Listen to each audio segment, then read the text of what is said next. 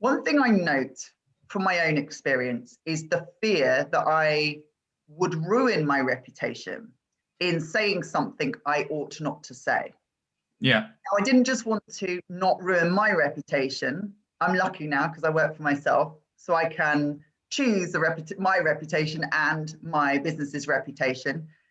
And those that I work alongside, my reputation needs to be for different things: commerciality, quick thinking, moving forward. I don't need to be whiter than white, in that I don't need to show up as the perfect robot, was the phrase that came into my mind, like perfect, got to do it. Being human is actually much more important to them. I was just thinking, because you work with a lot of international firms, right? And I imagine international firms haven't yet brought on this concept of, or are attempting to bring on this concept. Certainly the big ones, I imagine, are finding it less easy. Do you find that you're almost the front door for lawyers being attracted to those guys? You know, it's like you're the human face that fits in front of these firms.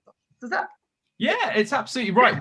We are an extension of firms, right? But think about it this way: we're trying to ultimately provide the best talent to our law firm clients. So if we can be relatable to the lawyers, so we do a lot at the sort of junior to mid levels to sort of relatively senior levels, but these people want to kind of get to know us. So, you know, I've got lots of lawyers in my networks like, hey, Rob, I just heard that episode of a podcast, or I just saw you did a speaking engagement for the Law Society. I've just seen this. It's like, great. How are you doing? And it's a chat and it's a conversation. And that's stellar talent that we're bringing into our community, not through just hard selling jobs that they probably don't want, but we're building long-term organic relationships. So when we do have the right instructions, we can go to those talents and say, hey, this is the role that now we've been talking for the last 2.5 years. We've been talking about X, Y, and Z. It's great. By the way, now we have the perfect role for you. So we use these vehicles to maintain quality relationships with quality candidates. And I feel like we're not a factory where we're just processing jobs. We're not vacancy instruction, find a candidate, place them. Loads of those recruiters exist out there. We are more focused on, right, can we build the loyalist, largest legal community that supports and helps one another? And as an extension of that, we feel like we can be of more value to our clients.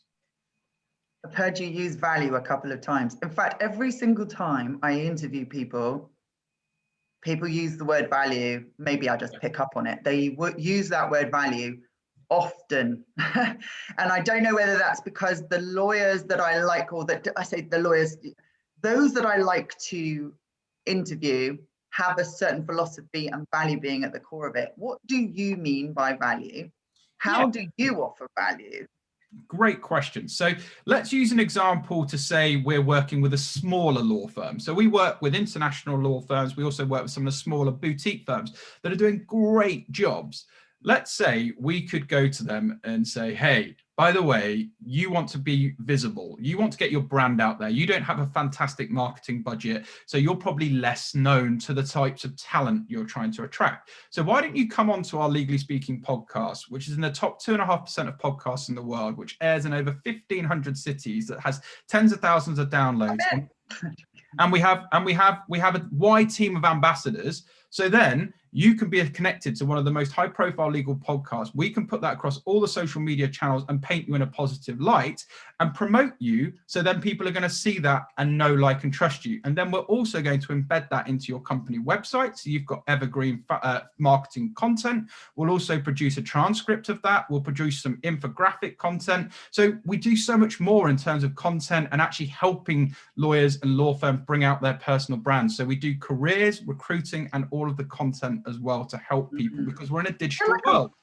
You're like a marketing strategist, and you're providing marketing services in that way. And it is, that's what I see you as. You're an extension to the firms that you represent, so you're marketing them as well.